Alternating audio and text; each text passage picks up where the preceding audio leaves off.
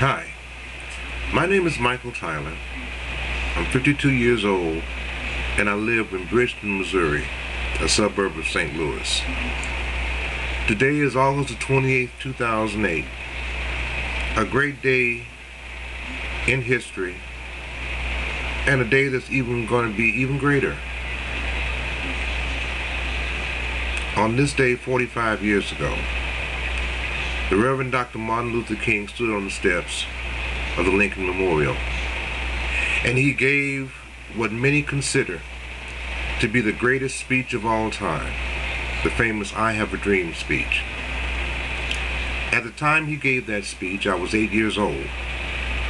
I was sitting on the floor right next to my mother, watching a black and white Magnavox television and watching this man draw a vision of the way he saw America could be. He talked about the curvaceous slopes of Colorado and talked about freedom ringing from Lookout Mountain of Tennessee and Stone Mountain in Georgia.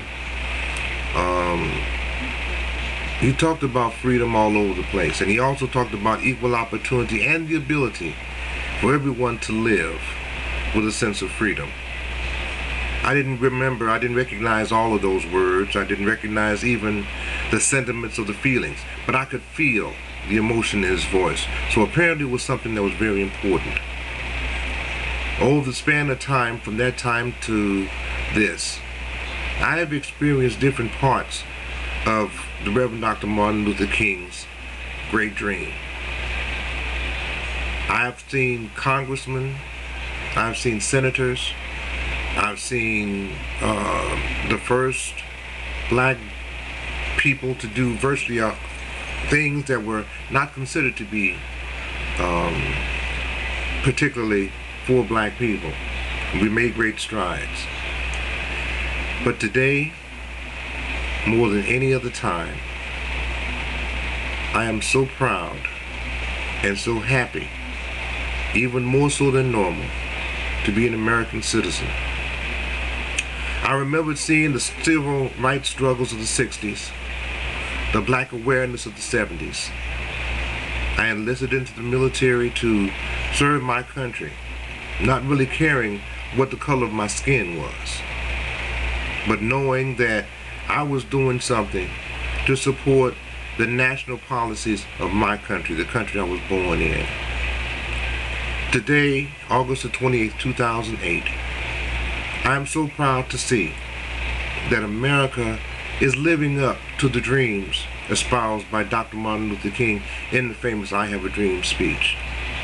On this day in Denver, Colorado, Senator Barack Obama will be the first African American to be chosen and to accept the nomination of his party for the presidency of the United States.